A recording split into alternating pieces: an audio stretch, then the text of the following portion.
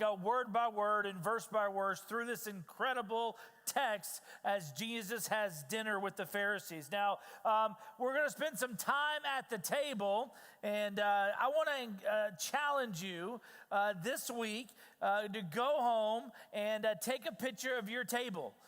With your family in it or yourself in it would be helpful. You're going to bring that on your phone, and we're going to help you print it off, and you're going to put it in this album because we're going to pray for all the tables in the church this fall. You see these tables around me. Some of your tables may be nice and pretty, or they may look like this, where you got a pizza box and laundry on it, okay? But we all spend a lot of time at the table. And sometime before, during, or after the meal, it's table talk. And it's an opportunity to connect with each other and talk with each other and work through life. Deuteronomy chapter 6 and the Shema, that with your children, you're to impress the truth upon them when they wake up, when you walk along the road, when you eat with them, and when they go to bed. That the table has always been so strategic in the New Testament. It's where the church began, in homes, around the table, and around food, and around God's word. So this idea of table talk, we're praying for Jesus to talk at your tables like he never has before over these next couple of months. In 1920, America, it's called the Roaring Twenties. People got really busy in America, and they started prospering, and people then started to notice, wow, people aren't spending as much time at the table as they used to. And so this couple came up with this company called Table Talk Pie Company. And the idea was that, hey, we want you to buy this pie, and at the end of your meal, you can eat it and make sure you have some table talk. Now, what this company understood, and what this company or this couple understood, that what happens at the table is really important. That you've got to protect that time, that you can connect at the table. Now, I don't know, this company's from the Northeast. Is anyone from the Northeast here? Okay, welcome. Welcome. I hope we're showing you good stuff. Can y'all cook pies in the North? I don't know. We need to find one of these table talk pies, and we'll put up against one of y'all's pies here. But it's in what? Did you see what they saw even back then? Of going, we better be careful and not lose table talk. If you go to the Middle East, and have a meal that lasts 3 and 4 hours, they understand the concept of connection. Here in America, turn over the tables. If you've ever waited tables, get them in, get them out, get them in, get them out. And now that's what our tables at our homes look at. We're coming in quickly, we're eating, we're leaving. We're losing that precious time. Let me show you this. How about a table with tea? That sounds nice, a table with tea. You know, a little calm setting in the afternoon or the evening, maybe a little tea, a little coffee. But this is not what we typically see. Here's the table with the tea that I see. It's called the tablet. See, table with the tea on the end. Have you gone to the restaurant and seen this? I go to the restaurant and I see a family and I'll see 2 kids on a tablet. And my heart just breaks. I'm like, your parents don't even want to talk to you. Like, I know the kid probably has behavioral issues, and so you just soothe him with the tablet, but I'm like, man, your own mom and dad go, you know what, I don't want to hear from you. I don't want to talk to you. Just go on the tablet. Like, when they created the tablet, like, let's call it, it's kind of like a table, but let's just add a T on the end, and these tablets, and I don't have to convince you if your table, what your table with the T looks like. You know, we're in this like huge epidemic where no one's talking to each other anymore at tables. When Jesus talks at your table, you become more stable and more able. When Jesus talks at your table, you become more stable and more able. We just had time at the table called communion. And Jesus says, do this in remembrance of me. When you get together, come to the table. And I want you to remember what my blood represents and what my body represents. Because you know what? When you and I are in communion, when my wife and I pray during communion, our marriage becomes more stable. And we become more able, that we remember what this whole thing's about, and that God's forgiven us of our sins and our purpose in life, and that what we come to the table every time we get together at this church and to commune with God, because we become more stable. That's table with an S. And we become more able. That's table without the T. I thought that was kind of clever, but it's just me.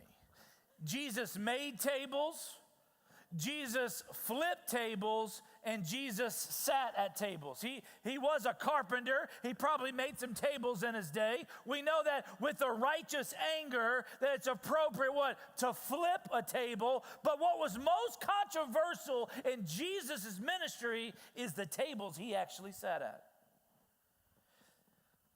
Matthew 9, 10 through 11, and as Jesus reclined at the table in the house, behold, many tax collectors and sinners came and were reclining with Jesus and his disciples. And when the Pharisees saw this, they said to his disciples, why? They couldn't understand this concept. Why is your teacher, why is your leader, why is he sitting and eating with tax collectors and sinners? You see it in Luke chapter 5, Matthew chapter 9, Luke 19. Jesus is going to have dinner with Zacchaeus. In verse 7, and when the Pharisees saw it, they all grumbled. Listen, this is not like just a few crotchety people. They all looked at him and said, why? Why does he go to be a guest in the house of a sinner? Why would he associate himself? Look how he responds, verse 12. But Jesus, when he heard it, he said, those who are well have no need of a physician, but those who are sick. Go and learn what this means. I desire mercy and not sacrifice. For I came not to call the righteous, but sinners. He said, hey, Pharisees, you love the law. Hey, go study this. Let me give you some homework. Go learn what this means. I desire mercy over sacrifice. And mercy is what? Not getting what you deserve. Jesus saw the crowds and he had compassion on them, for they were like sheep without a shepherd. And did you notice he didn't say, I've come to condemn the sinners, did he? He said, no, I've come to call them to turn and to change their mind. Luke 15, verse 7, the same discussion. The Pharisees have come to him. They're upset. Why are you doing this? And he says, just so I tell you, there will be more joy in heaven over one sinner who repents than over 99 righteous people who need no repentance. And then he followed this up with 3 parables. He talked about the parable of the lost sheep, the lost coin, and the lost son. He is trying to help them understand that the Son of God has come to seek and to save that which was lost. And if you want to see heaven rejoice, it's when one of us changes our mind and turns to him. So let's jump into it. Luke chapter 14. We're going to take our time in this series, and we're going to go verse by verse and word by word. Is that okay? Luke chapter 14, verse 1. Let's hop into it. Now, it is dinner with the Pharisees, okay? So let me give you the setting. And now, there are 5 basic groups of Jewish religious people in this day. You've got the Pharisees. I'll give you more of them in a second. Then you have the Sadducees. The Sadducees were in charge of the temple.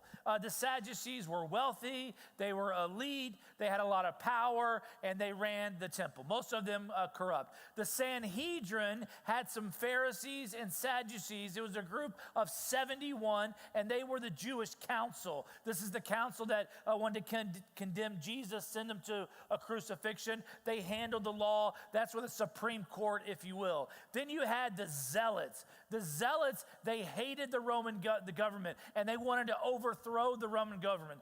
They tried to assassinate leaders. They thought the Messiah was going to come in that day and overthrow the Roman government. They were zealots. One of the disciples was a zealot, Simon the Zealot. Then you had the Essenes. The Essenes are they're separatists. Think Puritans, or think like hippies and communes. Like they knew that the system was corrupt, and so they separated themselves, and they just tried to stay away from conflict and love Jesus and all of that. Those are the five, or not love Jesus, love the Jewish law. And those were the five groups of Jewish religious people there. Now, the top of the list, and what we hear most about, are these Pharisees. Now, from Malachi to Matthew, in between the Old Testament and New Testament, you got about 400 years, God was silent. Nothing said, nothing supernaturally happening. And a group of normal, middle-class lay people said, we got to get people back to the Word. Same thing as when King Josiah became king. He said, man, take the people back to the Word. And so this group of lay people said, let's get people back to the Word. And so they did. We went back to the 5 books of the law of Moses and then the oral law of Moses, and they began to say, listen, we're just going to follow this because this is what God said, and we're going to do it. And for about 400 years, that group began to grow, and by the time Jesus is on the scene, this group is now called Pharisees, and they're experts in the law. They're charitable people. They're religious people. They're honorable people. When they would walk around town, people would go, man, that's a Pharisee. They know the Word, they know the law, and they would give them places of honor to sit. And people go, man, if anybody is a religious person, it's the Pharisees. They weren't corrupt with the temple like the Sadducees. They did do some teaching, but these were common folks, lay people, that people go, man, wow, it's really respectable to be a Pharisee. Saul was a Pharisee before these people, they loved the law. Yet, Jesus had his harshest words to this group of people. He called them hypocrites to their face. He called them vipers. He called them sons of hell because they represented to know God, yet they didn't know God. They cared about what people thought on the outside and not what was happening on the inside. And now these Pharisees have invited Jesus to dinner. Verse 1 Sabbath.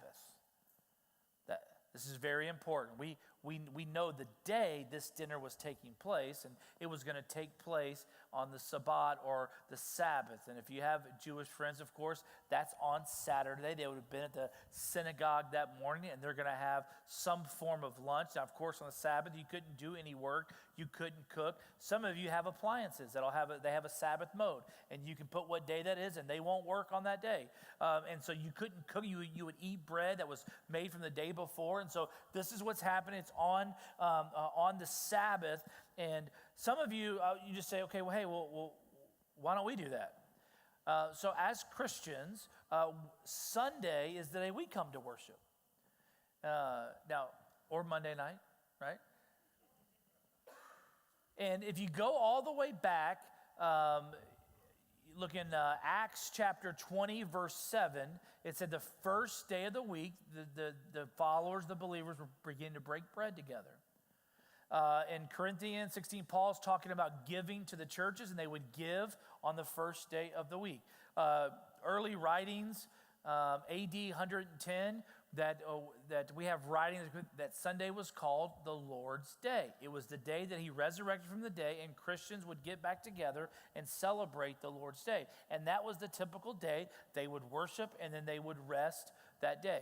Now, I want to say this real quick on the Sabbath and resting. We don't really care about this stuff in America. Now, this was the most important day and most important law. And honestly, for us, we all have a hard time taking a Sabbath. And I just want to tell you, you need one. I don't care if it's Saturday, Sunday, Tuesday. You need a day of rest. We all love Chick-fil-A. Now, in their industry, in the fast food industry, I think they're the only one that said, hey, we're going to take Sunday off. We're going to give our employees some rest. We're going to give our equipment some rest. We're going to give our property. They're not fast food, though. But yes, Hobby Lobby as well. Yes, they do. And Chick-fil-A just said, you know what? We believe that we can do more in 6 than others can do in 7. And you know what? They're right. They are. And for us, we can do more in 6 and we have one day of rest. Some of you guys are doing these turnarounds. You're killing yourself. You don't make good decisions when you're tired. And I want you to know, rest can feel like stress if busyness is your drug. This is from the Little Black Box. It's a great follow. And this week they had a lot of things about rest. In a culture consumed with production and performance, rest is warfare. You got to fight for rest. October, for me personally, is always a month of testing. And I typically will do a corporate fast. I'll invite you in the church to fast with us, and I want you to pray about that. For me, I'm doing 10 meals in October. And I'm going to do those home group on Wednesday night, Sunday after church. That's 8. I'm going to do my daughter's birthday, and I got one more undecided. But I'm going to choose that meal. Outside of those times, it's liquid and maybe a dry snack between 4 and 6. It's just a fast. I'm going to do 10 meals in October, the number 10. I'm going to try to do 10 miles by foot a week. Run, walk, jog, just 10 miles by foot. And then I want to do 10 minutes of silence every single day. And can I tell you what's been the hardest so far? The 10 minutes of silence every day. And I'm not talking about sleeping. I'm talking about stopping and being in complete silence for 10 minutes. See, what you cannot rest from, you're a slave to.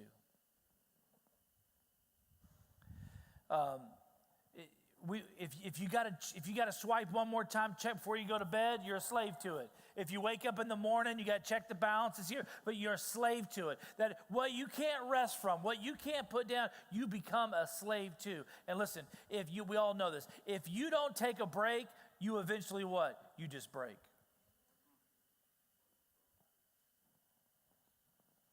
You weren't created for a life you don't have time for. You weren't created for a life you don't have time for. We all need a Sabbath. But the significance of the Sabbath was not about rest. This was about a plot to try to get Jesus to heal someone on the Sabbath. He had done this 2 times before, and it absolutely enraged the Pharisees. There was a woman who was bent over for 18 years. She was crippled. He straightened her out. There was a man with a withered hand. And in the temple on the Sabbath, he asked that man to take out his hand, and he healed him. And the Pharisees were enraged. And they're so caught up in the law, they forget the man. Jesus gave him a new hand. You should be leaving, man. What a great day. No, they were infuriated because what?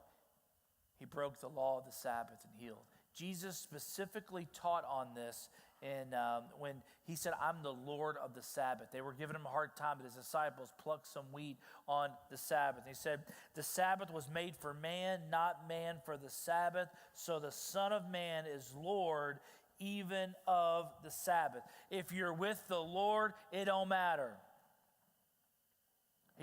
He's greater than the Sabbath. Think about it. If you have to teach, that's how important this law was. Even today, if you're Jewish, you can't touch an elevator button because that's considered work on the Sabbath. I mean, this is their holiest law they have is the Sabbath. And so they're setting Jesus up on the Sabbath. And think about that. These are Pharisees who are supposed to keep people from breaking the law, yet what? They're trying to get Jesus to break the law. See how deceptive that is? See, because the Sabbath was such a high point for law keeping, it was what? A high point for potential law breaking. And that's why it says what? He went to dine at the house of the ruler of the Pharisees. So, so he's had dinner twice with the Pharisees before. Okay, you can look those. I think it's Luke chapter 7, Luke chapter 11. And that didn't go well. And so now they're going, okay, let's get the ruler of the Pharisees. We're going to settle this once and for all. And we're going to invite him to dinner. The elite of the elite are there, and he's coming on the Sabbath. And they're going to try to attempt to get him to heal someone. Look, it says they were watching him carefully. They were watching him carefully. And the reason they're watching him carefully is they want to see him break the laws of the Sabbath. It's kind of like cops hang out where the speed limit drops, not where it rises. Because there's a higher potential of law breaking than law keeping at the higher level. You see what I'm saying? So they're going, hey, this is our most holiest day. So listen, people could slip up because we got a lot more rules on this day. So let's bring Jesus there so we can catch him breaking the law. In verse 2, and behold, there was a man before him who had dropsy. The Pharisees had a plot, now they got a prop. Hey, they went and found a man who was, dropsy was about you're retaining water. It can be from heart failure, liver, kidney. Basically, you're drowning in your own water. You're puffy, you're distorted, you're deemed unclean. And these Pharisees went and found this man and said, hey, we want to invite you to dinner today. Come on over. And they placed this man right in front of the house. And now the plot and the prop are in place. And Jesus walks up and he sees this man. Now, Jesus is wise enough. He knows what's going on. So who does he address first? He addresses the Pharisees and these lawyers who set this up. Verse 3, and Jesus responded to the lawyers and Pharisees, saying, is it lawful to heal on the Sabbath or not? Now, I know some of you who have been harmed by religious people. You're like, give it to them, Jesus. I mean, come on, just show these people. But I want you to know, Jesus loved the Pharisees. And throughout Luke chapter 14, he's trying to show them and help them see things differently. They're so steeped in their ways. This statement is out of love. He said, okay, you want to talk, you're a lawyer. You want to talk law? Let's talk law. I'll meet you. I'll talk about what you like to talk about. So is it lawful to heal on the Sabbath or not? Verse 4, but they remained silent. One of the reasons they remained silent is because they didn't want to influence Jesus' outcome. If they would have said yes or no or maybe, then maybe Jesus would have been influenced by them, and they could say, well, yeah, he healed this guy on the Sabbath, but, so-and-so talked to him about it. No. They remained silent. This was going to be all about what Jesus was going to do in this moment. So Jesus looks at them. They don't say anything. And then what does he do? It says, then he took him and healed him. That word, he took him, it's a strong word. Jesus what? He grabbed him. Now, this man was deemed unclean already. And Jesus said, you think he's unclean? I know you can't touch him. Let me show you. And Jesus just grabbed and embraced this man. And I love Jesus' compassion for this man who was just a pawn. He was a pawn. And Jesus grabbed him and he healed him. And he said, hey man, you go ahead and go on your way. You ain't got to stay here any longer. Go celebrate with your family. And listen, I want you to know, Jesus will give a personal embrace to what people think is a public disgrace. It's always a sign and a signal of the gospel in Jesus. And Jesus did this over and over and over. He would give a personal embrace, a welcome to what people thought was a public disgrace. And can I just tell you, that's the kind of church we're going to be. And that's the kind of Christians we're going to be. That when someone falls on their face and they make a mistake, we're the first ones going, hey, you okay? I'm ready to talk when you are. I don't care what other people say. I want you to know I'm here for you. I'm going to help you. And listen, I want you to know, if you're struggling, you can always come here. And when you've lied and you've cheated and you lost your job and your kids don't want anything to do with you, you're welcome here. I don't care what your past has been, what you've done. If you come stumbling in, if there's any day in your life and you go, I want the Father, I want to return to his house, I want you to know you're welcome here. And I'm so thankful for that ministry here.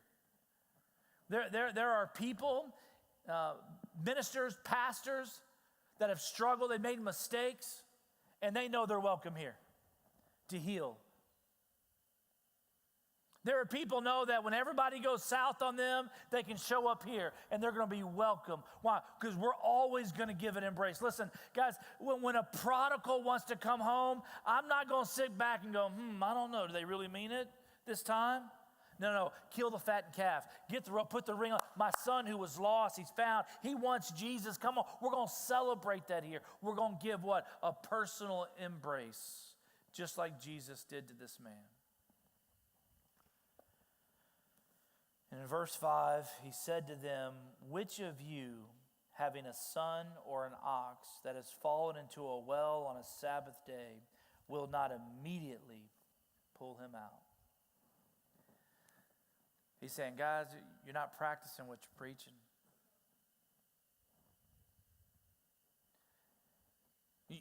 You want me to let this man drown in his own water because his body's not releasing it.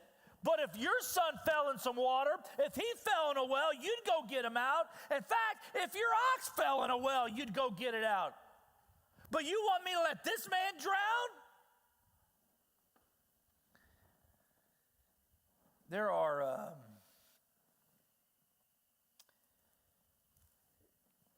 this can happen to any of us. We get so fixated on the law. We get so fixated on the rules, we forget about the relationships and the relationships that mean so much to us. And in verse 6, it says they could not reply to these things. Now, guys, these are lawyers and debaters. They love to talk. But Jesus put them in this place in a great, it's hard. Jesus' tone was both loving and truthful, and hard. He had a way, and they couldn't respond to it. And when Jesus talks, we probably should be more silent, shouldn't we?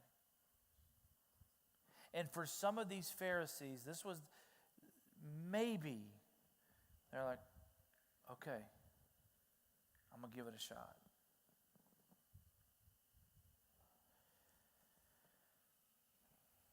I want a couple challenges on a practical level before we finish up tonight.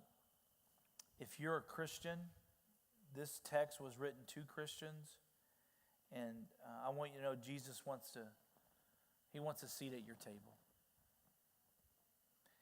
He stands at the door and he knocks. And if you hear his voice and you let him in, he says, I want to come in and what? Memorize scripture? No. Sing songs? No. Talk about your sins? He says, I want to come dine with you. I want to fellowship with you. I want to get to know you.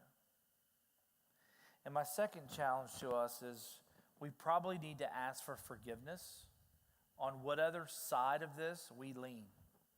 Jesus, forgive me for sitting at tables you would have flipped. For some of us, we're so casual that we're doing, and can we look just like the world? And we've just, every sin in our life or every sin in our friends or family's life that we just turn a blind eye to, we participate in it, and if Jesus was there, he'd flip it over. Or you may be on the other side, that what you've got this holy, righteous anger, and you know the rules and the law, and you want to flip over every table you see. And maybe you should go sit at it first.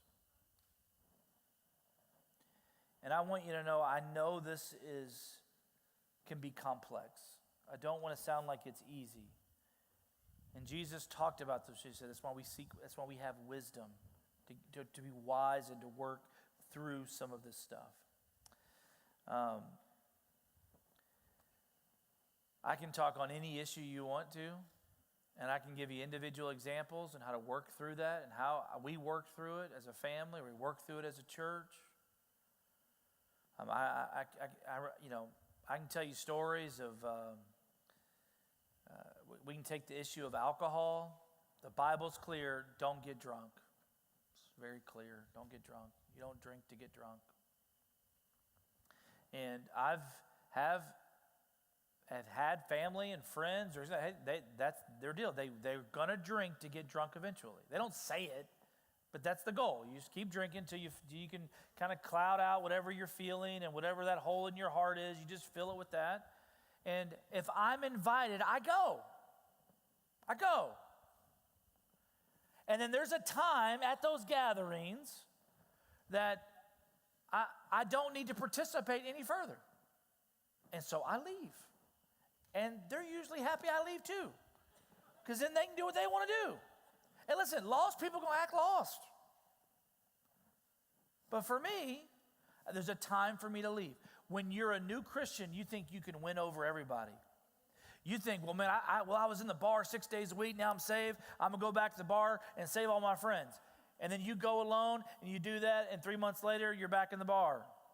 Because it's easier to pull someone down than take someone out. You weren't ready. You weren't mature enough to be back in that environment. And sometimes you need to what? You need to have healthy boundaries, and you need to get out of that relationship. You need to distance yourself from that place, because that's the best thing you can do for your spiritual life. I know grown men that, listen, the reason they're not going to go to that event, they go, listen, hey, man, I can't be around it. I've been down that road. I've abused alcohol before. And so, man, I don't want to be around it. They can go have a good time. I'm not judging them. But I know for me in my heart, that's not a good place for me to be. Now, what friend would drag a friend to something like that? I've got 40-year-old friends I can't take to a PG-13 movie if there's going to be any cleavage. Why? Because they struggle with lust, and they fall in that area. I don't care if it says PG-13 or rated R. I'm not going to take them and put them in front of a big screen so that the enemy can use that later. Why? Because I love them. Now, and listen, I don't want to come across. I need to sit at tables I'm not sitting at right now. We talked about Simon the Zealot, who believes the Roman government should be overthrown. Another disciple, Matthew, was a tax collector. He got paid from the Roman government. That you couldn't have two further political views, but yet both of them were disciples. Probably interesting discussions around the table, around the fire at night. But they said, no, we're going to seek the kingdom first.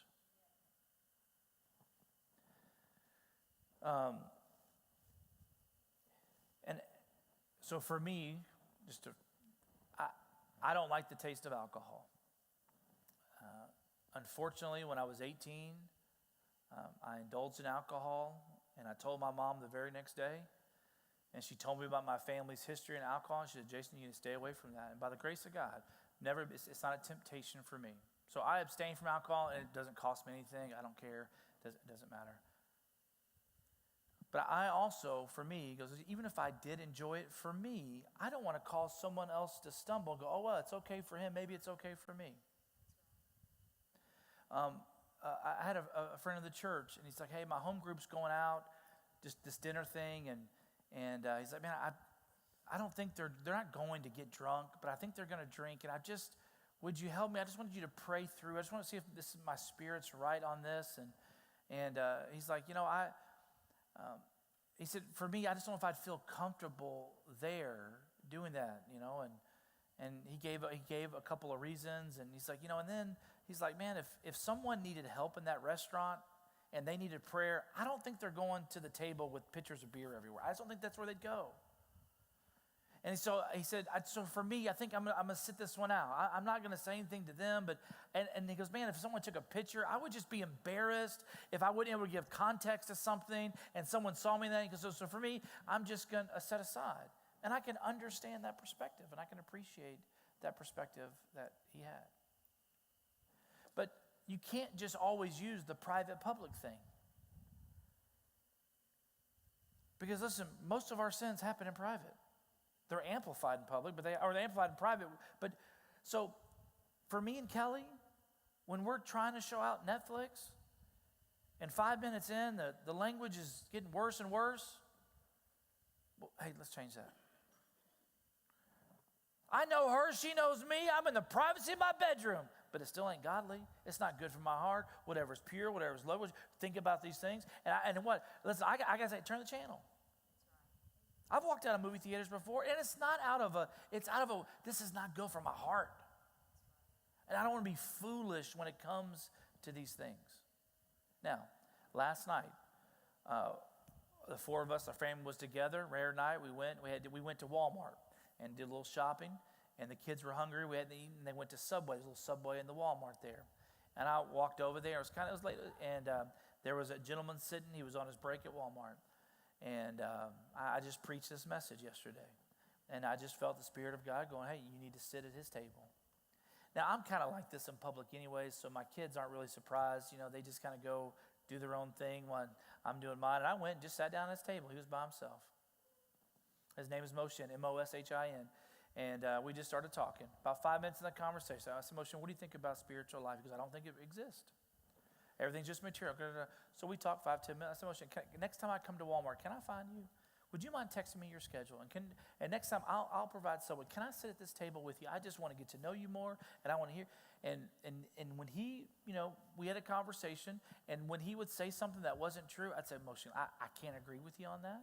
My faith doesn't teach me that. But I'm enjoying this. And can we have this conversation some more?